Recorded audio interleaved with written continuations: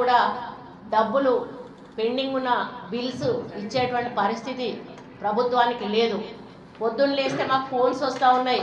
ఈ వెనకాల ఉన్న సెక్యూరిటీ గార్డ్స్ వీళ్ళ సరెండర్ లీవ్స్ కానీ వీళ్ళ డ్రెస్కు సంబంధించిన బట్టల పైసలు కూడా దాదాపు 2 సంవత్సరాల నుంచి గత ప్రభుత్వం ఇవ్వలేదు. వీళ్ళ కూర్చోగానే చెప్తారు, మేడం ప్లీజ్ కొంచెం మాకు ఆ పైసలు ఇప్పేయండి మేడం అని. అంటే వాళ్ళకు ఒక క్వార్టర్ రిలీజ్ చేస్తూ ఉన్నారు. ఒక్కసారి రిలీజ్ చేసేటువంటి పరిస్థితి ఈరోజు ప్రభుత్వానికి లేదు. ఇటువంటి పరిస్థితుల్లో పార్లమెంట్ ఎన్నికల్లో మళ్ళీ మిమ్మల్ని మోసం చేయడానికి, మభ్యపెట్టడానికి మేము ముందుకు వస్తూ ఉన్నాడు. కాబట్టి మెదక్ జిల్లా, మెదక్ పార్లమెంటరీ సంబంధించినటువంటి ప్రజలకే కాదు, తెలంగాణ రాష్ట్ర ప్రజలందరికీ కూడా నేను విజ్ఞప్తి చేస్తూ ఉన్నాను. ఈ మాయ మాటలు నమ్మకండి, ఈ మోసపూరితమైనటువంటి మాటలు నమ్మకండి. ఇప్పటికే 9.5 సంవత్సరాల కాలంలో మనం ఎంత నష్టపోవాలో అంత నష్టపోయినాం. ఈసారి మళ్ళీ వాళ్ళని గెలిపిస్తే వాళ్ళ ఎమ్మెల్యేలను బీజేపీకి అమ్మేస్తారు.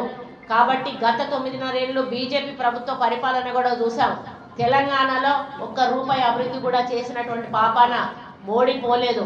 ఇదే రఘునందన్ రావు మరి బీజేపీ ఎమ్మెల్యేగా దుబ్బాక నుంచి గెలిచినప్పుడు ఎన్ని హామీలు ఇచ్చాడో అందరికీ కూడా తెలుసు. మరి అప్పుడు ఒక్కటైనా కూడా ఆ హామీ నెరవేర్చుకున్నాడా? దుబ్బాక ప్రజలు ఆలోచించాలి, మీ పక్కన ఉన్న నియోజకవర్గాల ప్రజలకు కూడా చెప్పాలి అని చెప్తా ఉన్నాను. ఇక వెంకట్రామరెడ్డి గురించి మనం చెప్పాల్సిన అవసరం లేదు. ఒక ఐఏఎస్ ఆఫీసర్, ఒక ముఖ్యమంత్రి బిడ్డ కూర్చుంటే కాళ్ళు మొక్కి పబ్లిక్గా, ఈరోజు కాళ్ళు మొక్కి ఎమ్మెల్సీ అయ్యి ఈరోజు మళ్ళీ ఎంపీగా నిలబడుతున్న అతని వ్యక్తిత్వాన్ని ఒక్కసారి ఆలోచించండి. అటువంటి వ్యక్తులను గెలిపిస్తే రేపు వెళ్ళి పొద్దున లేచి వాళ్ళ కాళ్ళు మొక్కే కార్యక్రమం ఉంటుంది, కానీ ప్రజలకు సేవ చేసే కార్యక్రమం ఉండదు అని సందర్భంగా తెలియజేస్తూ ఉన్నాను. కాబట్టి మధు గారు ప్రజల్లో ఉండేటువంటి వ్యక్తి.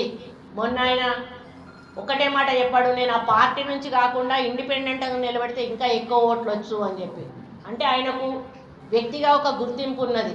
కాకపోతే కొంత మిస్కమ్యూనికేషన్ వల్ల మొన్న జరిగిన ఎన్నికల్లో కొంత శ్రీను గారికి మధు గారికి మధ్యలో కొంత ఇబ్బందులు జరిగినా కూడా ఆ ఇబ్బందులు ముఖ్యం కాదు, మనకు పార్టీ ముఖ్యం, హైకమాండ్ ఆదేశం ముఖ్యం, రేవంత్ రెడ్డి గారి నాయకత్వాన్ని బలపరచడం ముఖ్యమని చెప్పి ఈరోజు వారు కూడా కదలి వచ్చి ఇందులో కూర్చొని వాళ్ళ నాయకులను కూడా తీసుకొచ్చి రేపు మధు గారి గెలుపు కోసం మా వంతు కృషిని అందిస్తామని చెప్పి వారు చెప్పడం జరుగుతుంది. అలాగే వేదిక మీద ఉన్న ఇన్ఛార్జీలందరికీ కూడా విజ్ఞప్తి చేస్తూ ఉన్నాను, ఈ రోజు నుంచి ఎవరు కూడా నిద్రపోవద్దు. దయచేసి ఎలక్షన్స్ అయి రిజల్ట్ వచ్చినప్పుడు మనం ఇక్కడ మెదక్ క్యాండిడేట్ని గెలిపించే వరకు కూడా మనం అహర్నిశలు పనిచేయాల్సిన అవసరం ఉందని చెప్పి చెప్తా ఉన్నాను. ఓవర్ కాన్ఫిడెన్స్లోకి ఎవ్వరు కూడా వెళ్ళొద్దు. మనము ఓడిపోతామేమో, గెలవాలి అనేటువంటి పద్ధతిలోనే పోవాలి, కానీ మనం గెలుస్తూ ఉన్నాము ఇంకా మెజారిటీ కావాలనేటువంటి ఆలోచన మనకు రావద్దు.